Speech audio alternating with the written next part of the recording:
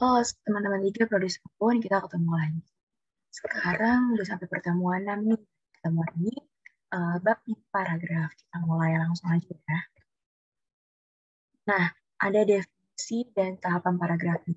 Paragraf itu apa sih? Paragraf itu adalah rangkaian kalimat yang memiliki hubungan logis dengan membentuk satu unit makna. Nah, tahapan paragraf itu ada ejaan, kata, kalimat, lalu paragraf. Nah, paragraf itu terdiri dari kalimat topik dan kalimat penjelas. Baru bisa disebut paragraf. Terus, dalam paragraf itu terdapat kalimat topik yang berisi gagasan. Lalu kalimat penjelas itu berisi penjelasan atau perincian gagasan dalam kalimat topiknya. Ciri kalimat topik dan penjelas. Ciri itu untuk kalimat topik yang pertama, kalimatnya mengandung masalah yang dapat diuraikan. Lalu yang kedua, kalimat lengkap yang berdiri sendiri. Ketiga, kalimat yang punya arti yang cukup jelas tanpa harus dihubungkan dengan kalimat lain. Tanpa harus ada kalimat lain tuh dia tuh udah harus jelas sendiri. Terus yang terakhir, kalimat yang dapat dibentuk tanpa bantuan kata. Nah, tanpa bantuan kata lain tadi kan, tanpa bantuan kata dan frasa transisi. Nah, terus untuk ciri kalimat penjelasnya itu yang pertama, pada umumnya itu kalimat ini baru jelas setelah dihubungkan dengan kalimat lain. Tadi kan bedanya kalau kalimat topik itu harus jelas tanpa ada kalimat lain. Tapi kalau misalkan kalimat penjelas itu harus ada kalimat lain baru jelas gitu. Biasanya kalimat itu tidak berdiri sendiri. Nah, kalau yang tadi harus berdiri sendiri, kalimat penjelas itu tidak bisa berdiri. Nah, yang ketiga kalimat yang pembentukannya sering memerlukan bantuan kata sambung. Lagi-lagi dia harus ada kata lain, bantuan lain, tidak bisa berdiri sendiri, atau frasa transisi. Kebalikannya. Nah, yang keempat itu kalimat yang berisinya berupa rincian, keterangan, contoh, dan data tambahan lain bersifat untuk mendukung kalimat topik. Nah, ini ada kerangka paragraf untuk model 2 atau lebih kalimat penjelas sehingga jumlah kalimat 5. Ini ada kalimat topiknya, terus kalimat penjelas 1, kalimat penjelas 2, 3, dan kalimat penjelas 4. Terus kerangka paragraf yang selanjutnya itu dan beberapa kalimat penjelas tidak langsung. Nah, ini kalimat topiknya, jumlah kalimatnya itu 6 ya, kalimat topik, penjelas 1, penjelas 2, penjelas 3, di kalimat penjelas 3 ya, kalimat penjelas tidak langsung dari 3, terus kalimat penjelas tidak langsung juga dari 3. Nah, kerangka selanjutnya itu kalimat penjelas dan beberapa kalimat penjelas tidak langsung. Jumlah kalimat itu sekarang 7. Kalimat topik, penjelas 1, penjelas 2. Nah, tadinya kan ada di penjelas 3 doang. Nah, sekarang di penjelas 1 dan kalimat penjelas 2 juga ada kalimat penjelas tidak langsungnya. Kalimat penjelas tidak langsung, kalimat penjelas tidak langsung juga. Nah, ini yang di 2 juga ada. Yang model 1, kalimat penjelas dan beberapa kalimat penjelas tidak langsung. Juga kalimatnya juga, nah, kalimat topik, langsung kalimat penjelas, terus kalimat penjelas tidak langsung 2, tidak langsung 3, dan tidak langsung 4. Nah, terus selanjutnya ada jenis paragraf berdasarkan posisi dalam tulisan. Nah, yang pertama itu paragraf pembuka. Ini paragraf pembaca untuk masuk ke pokok permasalahan yang dibahas. Nah, ini untuk menarik perhatian pembaca. Paragraf pembuka dapat dimulai. Terus kutipan pendapat ahli atau kitab suci, anekdot, mengemukakan tujuan dan pertanyaannya. Paragraf pembuka. Terus paragraf penghubung atau isinya itu ya tentu aja tentang persoalan yang ada gitu, dibawakan oleh seorang. Terus paragraf penutup biasanya kesimpulan dan tidak boleh panjang, tidak boleh terlalu panjang. Nah, ini contoh paragraf pembuka ya. Ini contoh paragraf pembuka, contoh paragraf isinya. Nah, ini contoh paragraf penutupnya. Nah, ini jenis paragraf berdasarkan letak kalimat topik ya. Pertama itu paragraf deduktif. Nah, kalimat topik ini dia ada di awal. Kalau induktif dia ada di akhir. Campuran berarti terletaknya ada dua nih, di awal dan di akhir. Terus paragraf naratif deskripsi atau paragraf penuh. Nah, ini kalimat topiknya terletak di seluruh bagian paragraf. Terus ada nih, ada syarat-syarat penyusunan paragrafnya. Pertama, kesatuan. Satu, kesatuan pikiran utuh. Kalimat penjelas harus sesuai dengan pokok. Kepaduan. Kepaduan itu hubungan timbal balik yang baik dalam dan benar antar kalimatnya. Nah, untuk benar-benar itu ada dua yang dapat digunain. Pertama, repetisi, pengulangan kata kunci atau sinonim. Nah, itu yang kedua itu ada pronomina, kata ganti yang menggantikan nomina atau frasa. Nah, saya itu kata ganti. Nah, selanjutnya ada kata transisi. Nah, kata transisi itu untuk hubungan antar kalimat itu kata transisi ada selanjutnya.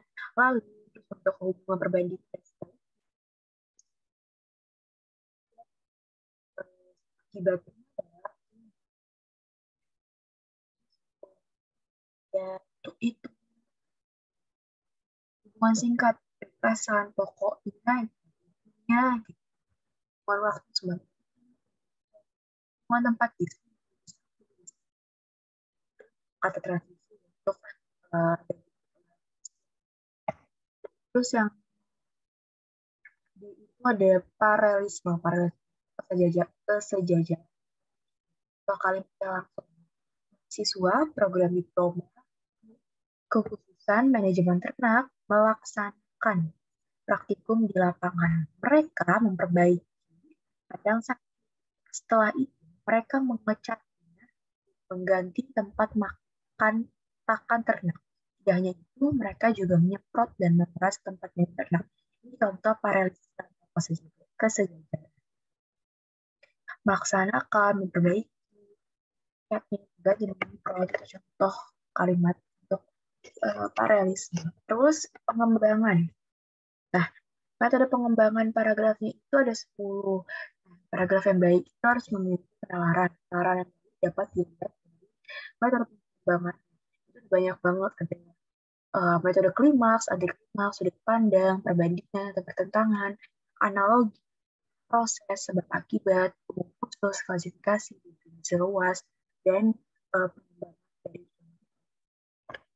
Nah, untuk materi sampai sini kita lanjut ke latihan soal ya.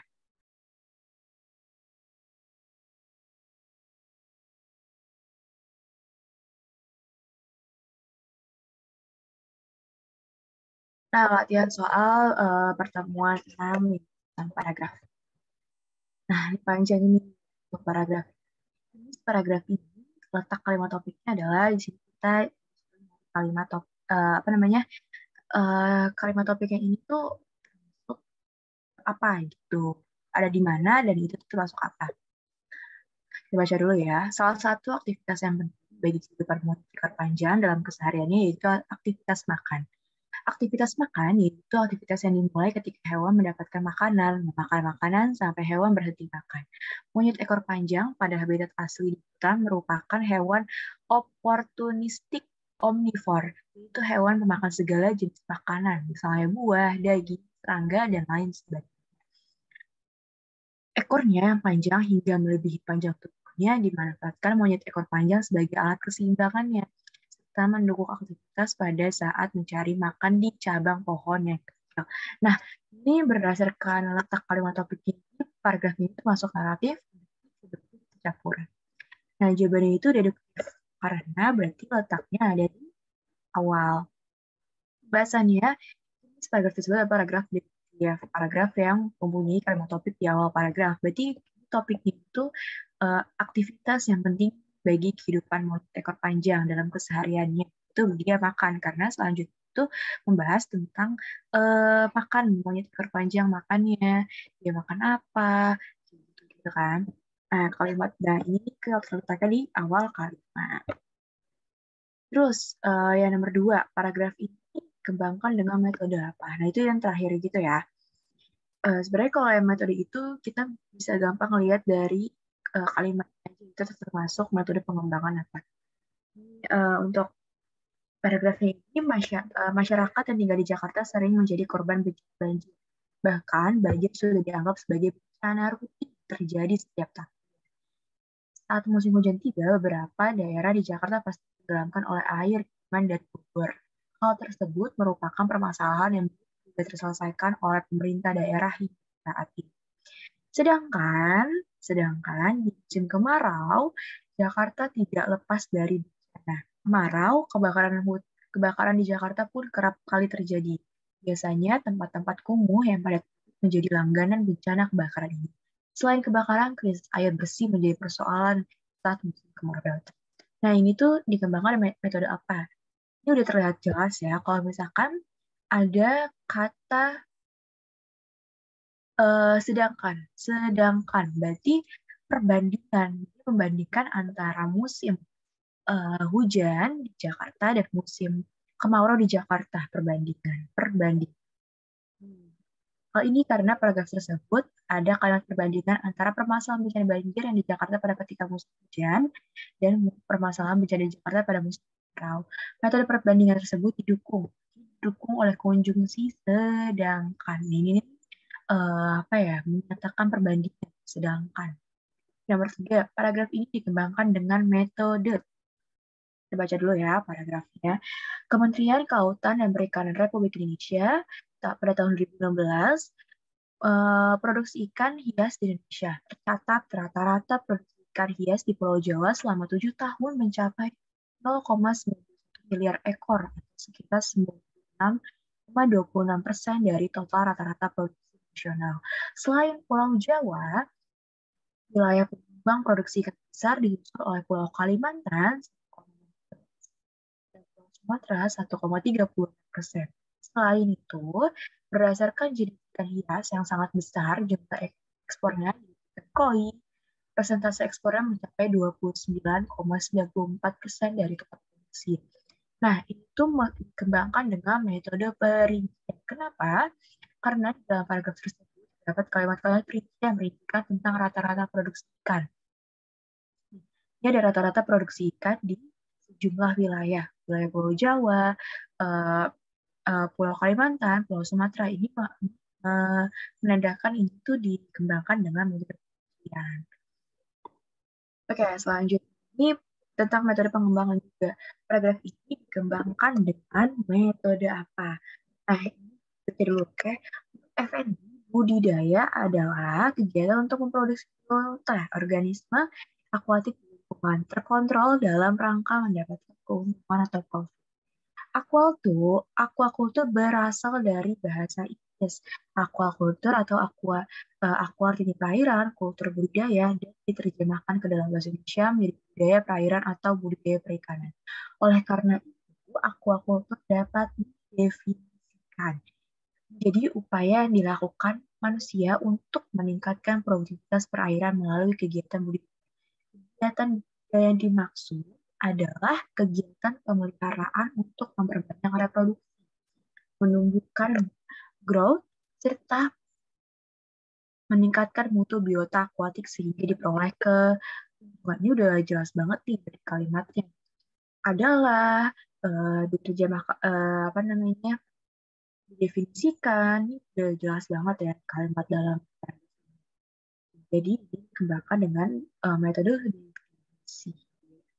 Karena ini menjelaskan tentang definisi luas dari budidaya dan aquaculture. Nomor 5, cara atau teknik yang digunakan untuk mengaitkan antar kalimat paragraf di bawah ini. Jadi ada paragraf, kita harus ngaitin antar kalimatnya. Nah, baca dulu ya. Pramudia Anantatur atau yang lebih akrab disapa Pram adalah salah satu sastrawan besar yang pernah dimiliki oleh Indonesia.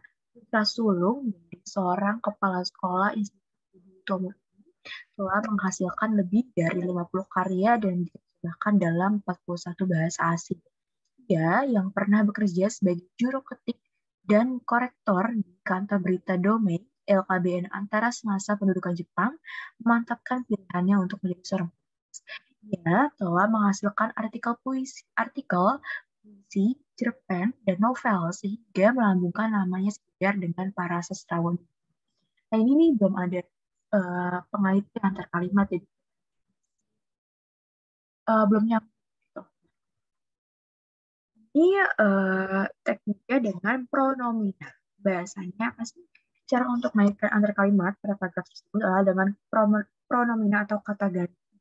Nah, pronomina ini bertujuan untuk mengurangi penggunaan kata yang sama. Jadi itu nggak harus nulis kata yang sama untuk mengurangi itu. dalam kalimat di sini.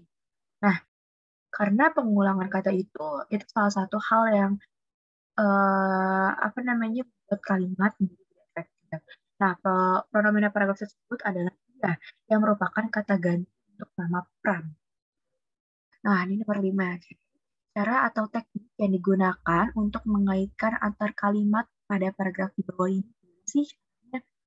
Baca dulu ya. Pramudia Anantatur atau yang lebih akrab disapa Pram adalah salah satu sastrawan besar yang ya.